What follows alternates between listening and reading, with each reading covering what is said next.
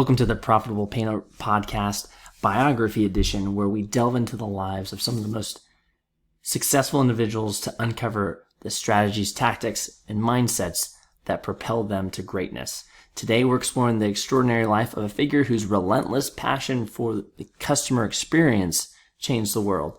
So join me as we navigate the journey of this remarkable individual and extract invaluable lessons that you can apply to elevate your professional painting business. Get ready to be inspired, to learn, and to transform the way you think about success and leadership in your own entrepreneurial journey. So over the past week or so, I read the book, The Everything Store, Jeff Bezos and the Age of Amazon by Brad Stone. And so here's an excerpt out of the beginning of the book. It says, "When you are 80 years old and in a quiet moment of reflection, narrating for only yourself the most personal version of your life story, the telling that will be most compact and meaningful will be the series of choices you have made. In the end, we are our choices." And that's from the book, and that's an actual quote from Jeff Bezos himself. And this kind of highlights his relentless ambition and ruthless execution that have been pivotal in Amazon's success. And that's kind of the foundation of Amazon's culture. Relentless and ruthless. Here's a quote from the book again. "Relentless and ruthless. Those words show up repeatedly in the following pages. They are extreme but familiar values at most successful companies. Getting the lethal combination precisely right has been Bezos's prestigious talent and perhaps Amazon's greatest asset." And this is something we just see over and over again with Jeff Bezos. He actually owns the URL relentless.com, which forwards over to amazon.com. He when he was starting Amazon, he was actually considering calling it Relentless instead of Amazon. But that really underpins the culture at Amazon. Their meetings are actually pretty intense. He's a very intense individual. He digs into the details, and he is absolutely serious about pursuing the customer experience and making sure customers get what they want. And so next, let's go into Bezos' vision of innovation. Here's a quote from the book. "There's so much stuff that has yet to be invented. There's so much new that's going to happen. People don't have any idea how impactful the internet is going to be, and this is still day one in such a big way." And so this was quoted in the early 2000s from Jeff Bezos coming out of the book. And he had an unwavering belief in the potential of the internet and the ability to continuously innovate. He was obviously pretty early on in starting Amazon, and like right after the internet came into the public consciousness around 1995. So he was on the ground floor and continues to think that there's a lot of room for innovation. So next, let's go into the Amazon meeting culture. So Amazon's, and this is a quote from the book, "Amazon's internal customs are deeply idiosyncratic. PowerPoint decks or slide presentations are never used in meetings. Instead, employees are required to write 6-page narratives laying out their points in prose because Bezos believes doing so fosters critical thinking." And this is something that Jeff Bezos, whenever he reads something, he's an avid reader, first of all. So he's always reading. And if he ever gets a hold of a good idea from his reading, he'll implement it into his business in Amazon. And he actually got this idea from a paper that he read, and that they should just get rid of PowerPoint. And instead of doing PowerPoints, actually do 6-page essays instead. Because with a PowerPoint, you can kind of be lazy in your ideas. You don't have to clarify everything. Whereas when you're writing a paper, you have to support your arguments, provide counterpoints, examples, etc. So he felt that was really important, that people actually dug into their ideas. And so the beginning of meetings at Amazon, they actually a lot of times just start the meeting in silence as everyone reads a 6-page essay about an idea that, for change or whatever the case is. And so going into Bezos' leadership and personality, descriptions of Bezos, he's very high energy. He has a kind of a jarring laugh that people often comment on. a very boisterous laugh, and sometimes taking you by surprise and not sure why he's laughing. It comes up quite often. And he likes to engage in conversations, get into the details. He's not afraid of the details. He will definitely dig into those things, which kind of intimidate some people. Going into Amazon, what makes it different? Jeff Bezos is very focused on making sure that Amazon differentiates itself from others. And here's a quote from the book. If you want to get the truth about what makes us different, it's this. We are genuinely customer-centric. We are genuinely long-term oriented, and we genuinely like to invent. So customer-centric, long-term oriented, and like to invent. And here's another quote. We believe that a fundamental measure of our success will be the shareholder value we create over the long term. This value will be a direct result of our ability to extend and solidify our current market leadership position. The stronger our market leadership, the more powerful our economic model. Market leadership can translate directly to higher revenue, higher profitability, greater capital velocity, and correspondingly stronger returns on invested capital. Our decisions have consistently reflected this focus. We first measure ourselves in terms of the metrics most indicative of our market leadership, customer, and revenue growth. The degree to which our customers continue to purchase from us on a repeat basis, and the strength of our brand.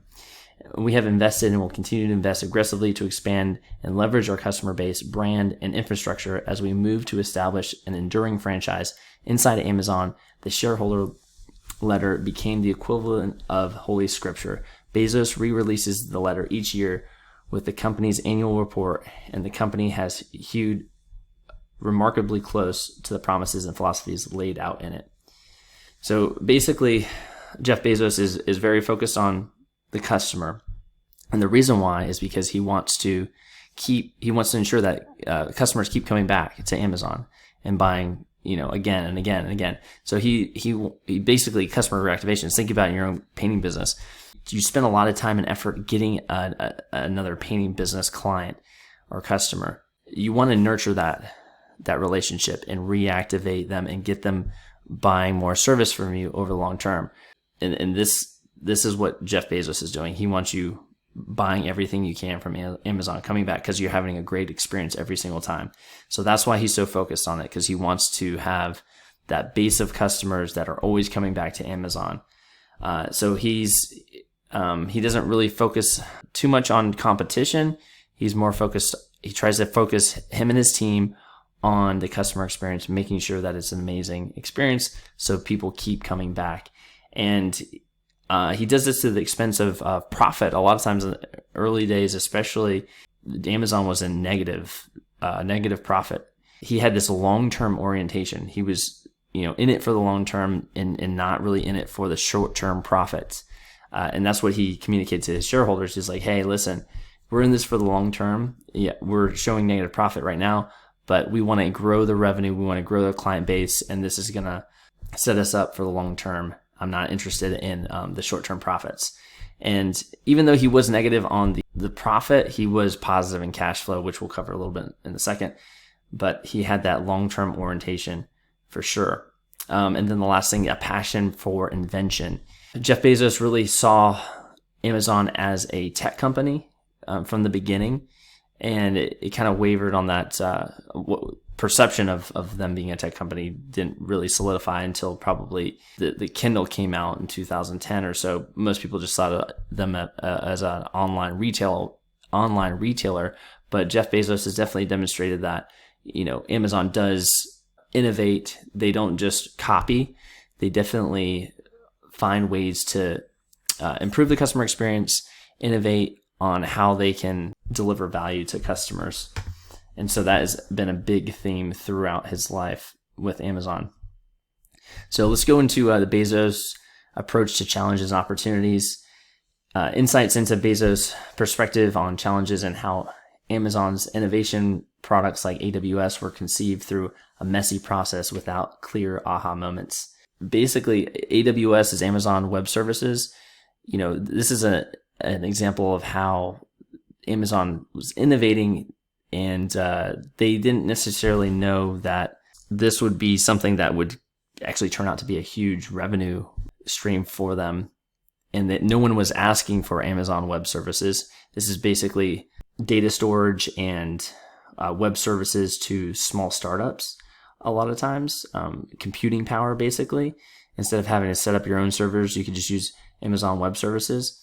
And no one was ever asking for this, but it turned out, through their innovation, that this was a huge service that people wanted once they realized what it could do for lowering the costs of smaller companies when they can just use a larger company's resources. And another theme that I saw again and again throughout his life was that he really got excited about issues that were found in his company because he saw those as opportunities to improve his business. Most of the time, in my own life, when you hear about an issue, you kind of get a little bit anxious and like, we got to fix this. People that worked with Jeff Bezos would say like, hey, he would get excited.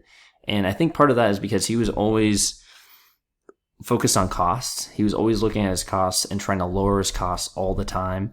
And he felt like when he found an issue that was like a way he could lower the cost and then give the customer a lower price, because he is always trying to give the customer the best experience and the lowest price as possible. And so when he identified those opportunities for improvement, he would get excited about that. The decision to start Amazon. So Bezos was working for D.E. Shaw and Co. In the early 1990s, and he actually had this framework where he had a really good job. He was making a lot of money, doing great things, and he saw an opportunity with the start of the internet and that coming into public consciousness, and he wanted to start an everything store, basically where they sold everything on the internet. He saw a great opportunity, and he used something called the regret minimization framework. And so let me read an excerpt from the book. This is a cool framework. So Bezos would later describe his thinking process in unusually geeky terms. He says he came up with what he called the regret minimization framework to decide the next step to take at this juncture of his career. When you are in the thick of things, you can get confused by small stuff. Bezos said a few years later, I knew that when I was 80 that I would never, for example, think about why I walked away from my 1994 Wall Street bonus right in the middle of the year at the worst possible time. That kind of thing just isn't something you worry about when you're 80 years old. At the same time, I knew that I might sincerely regret not having participated in this thing called the internet that I thought was going to be a revolutionizing event. When I thought about it that way, it was incredibly easy to make the decision. So this is a cool framework. If you're looking at a big decision, is to kind of put yourself in the shoes of when you're 80 years old, looking back at your life. What does this decision matter? And if it does, what would be your perception of that decision? So I thought that was a really interesting framework to use for kind of big decisions, or even to put things into context if it's not a big decision. Maybe if you're upset about something that happened, is this going to matter 40, 50 years from now, when I'm 80 years old? Am I going to even remember this day? Kind of puts things in perspective because, we, as entrepreneurs, we have ups and downs, and we might have a bad day. But, is it going to matter 40 years from now? Probably not. And we probably won't even remember it. So it kind of puts things in perspective. So going into building Amazon.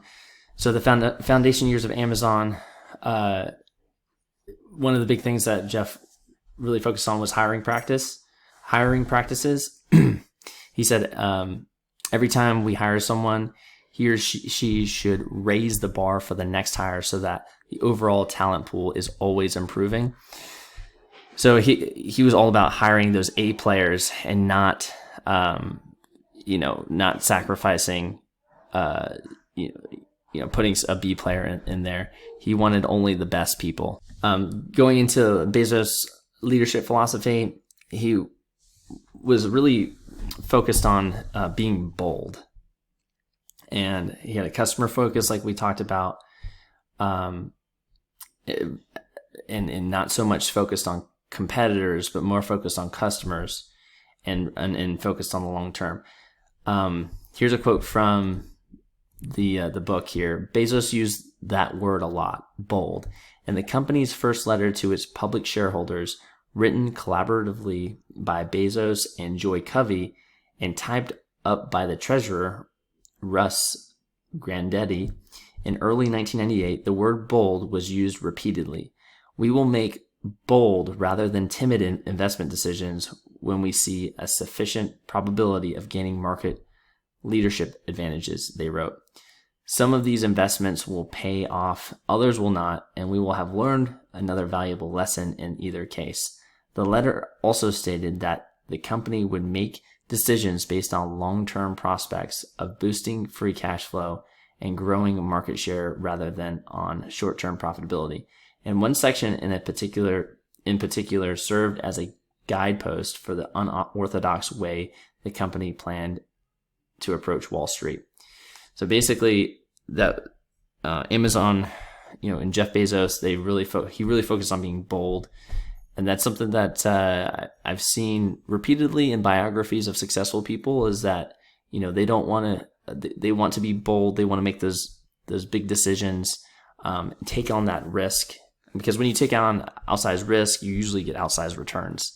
And so Bezos was definitely focused on that, wanting to capture that market share by making those bold moves. Something else I mentioned earlier was Bezos on cash flow. One of the quotes here out of the book is, Bezos wanted to set his own metrics for success without interference from impatient outsiders. So he encoded his operating philosophy in his first letter to shareholders, vowing a focus not on immediate financial returns or on satisfying myopic demands of Wall Street, but on increasing cash flow and growing market share to generate value over the long term for loyal shareholders. So again, his focus wasn't on making sure profits were up all the time for the short term. He really just they had really good cash flow, because they would basically, when you buy something on Amazon, they get your payment right then and there, but they didn't have to pay their distributors until 30 days later or so. So they would get cash, quick, but then they could delay cash going out to their vendors. And so he was really focused on that and making sure that cash flow was great, but less so on the actual profits, which you would see on your profit and loss. And you could look at your own painting business for this. When you take deposits, or if you're not taking deposits, definitely consider that, because that gets cash flow in the door. You can use that cash to reinvest in the business, like putting towards marketing, putting it towards your people. Get that cash in the door as soon as possible, and that's just going to alleviate and keep things running, and you can grow your business a lot quicker when you have cash coming in the door every time you make a sale. I know a lot of painting businesses make the mistake of not taking deposits, and that a lot of those folks end up having trouble with cash flow and have trouble growing, because they don't have that cash in the door. So that's something that Bezos did realize. He needed that cash flow. He really focused on that, and he was able to sustain negative profits for extended periods of time because he had that focus on cash flow.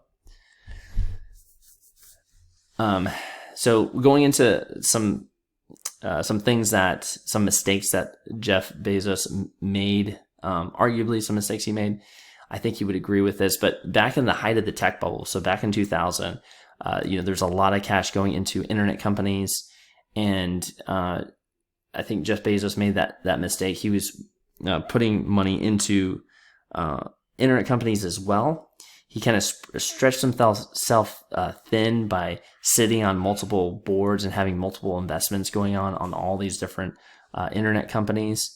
And it kind of distracted him from his primary purpose, which was, running and leading Amazon. And that was, I think he ended up pulling back after the tech bubble burst, and he really focused down on Amazon, realized that, he needed to dial things in. And that's something that I see in myself, as I've made mistakes in the past where I had too many things going on, too many businesses. At one point had military deployment going on while I had two businesses, a painting business and a bookkeeping business at the same time. And that really stretched me thin, and I didn't have the cognitive power to put, my mind to things like I should have. And so I know I've fell into that mistake. I've seen other folks where they get a certain level of success in their painting business, and then they're like, oh, let me start another painting business or another related trade. And forgetting how much work it takes to do one business, let alone two or more. So, I think that's something that, Jeff, learned, through experience, and something that I've definitely as well. Looking at, we talked about Napoleon in a previous episode. One of the things that made Napoleon successful in a kind of a military tactic that he did was he would converge and mass fires on a single weak point on his enemy. So his ability to concentrate in his forces on a weak point led him to decisive victories. And that's kind of related. If you can focus your energy, focus your attention on a particular thing, you can get a lot done. But if you kind of have it scattered about and on multiple things, you're not going to get a lot done. Also Peter Thiel, the co-founder of PayPal and Palantir, that's something that he said in his book 0 to 1, I think it is, that don't divide your attention. Focusing on one thing yields increasing returns for each unit of effort. So that's definitely something we can learn from Jeff, from his mistakes. So going into Jeff Bezos's management style, Jeff Bezos had a unique management practices, including the 2-pizza team and narrative approach to meetings, fostering independence and innovation within Amazon. The entire company, he said, would restructure itself around what he called 2-pizza teams. Employees would be organized into autonomous groups of fewer than 10 people, small enough that when working late, the team members could be fed with 2 pizza pies. These teams would be independently set loose on Amazon's biggest problems. They would likely compete with one another for resources and sometimes duplicate their efforts, replicating the Darwinian realities of surviving in nature. So this was kind of an interesting way he organized his team. He actually saw communication as a sign of dysfunction in his organization. Here's another quote from the book. "I understand what you're saying, but you are completely wrong," Jeff Bezos says. Communication is a sign of dysfunction. It means people aren't working together in a close, organic way. We should be trying to figure out a way for teams to communicate less with each other, not more. Bezos' counterintuitive point was that coordination among employees wasted time, and that people closest to the problems were usually in the best position to solve them. This was interesting for me. I hadn't thought about communication as a sign of dysfunction, and something that I've seen. Now I start to kind of look at things differently when I see a lot of, we use Slack and my businesses, in my primary business, but in the past we've used Slack in my painting business as well. So, if there's a lot of communication in a particular Slack channel going back and forth, that reflecting, and that is usually means there's something wrong going on. Like there's not a lot of work. There's multiple people involved. They're trying to get an understanding of what happened. We're fixing an issue. There's something has gone wrong. Usually, if there's a lot of things going, a lot of communication, that has kind of made me rethink communication in an organization. And because if you think about it, if you have good processes and people know what they need to do, and they also have the resources of what to complete their job, they're probably not going to be communicating a lot because they can just do what they need to do and move on, and they don't need to ask somebody for permission or for access to things or where something is, they can just execute. So that's something that you can kind of use in your painting business if you have those internal channels on Slack or wherever you're communicating. If you're seeing a particular part of your process that seems to have a lot more communication than other parts of the process, like maybe it's customer onboarding when you're trying to get colors from a customer or scheduling or whatever that is, maybe that will be a way for you to problem solve. Okay, how can we actually streamline this process and make it better? So overall, I definitely recommend getting a hold of the Everything Store by Brad Stone. It's really, really good insights into Jeff Bezos and what made him tick. And like I said, I think his focus on the customer, improving that experience, and so he could continually reactivate customers, right? That was his big focus, and I think he accomplished that. Looking back over the years, I'm an Amazon user myself, so he's got me. So, and then he had a long-term approach to things. He wasn't so much focused on the short-term profits, but he was really focused on cash flow, making sure he had cash to grow and reinvest into the business, I think is another key thing. And also invention. He's really focused on invention, coming up with new ways, new things, new products. Was really really stood out. And also that communication as a sign of dysfunction is an interesting way to look at that. And I thought that was useful to diagnose problems in my own business. So with that completes the episode for Jeff Bezos, and I'd love to hear your thoughts on this episode and any future ideas for future podcasts or future biographies. I'd love to hear your thoughts in the Grow Your Painting Business Facebook group.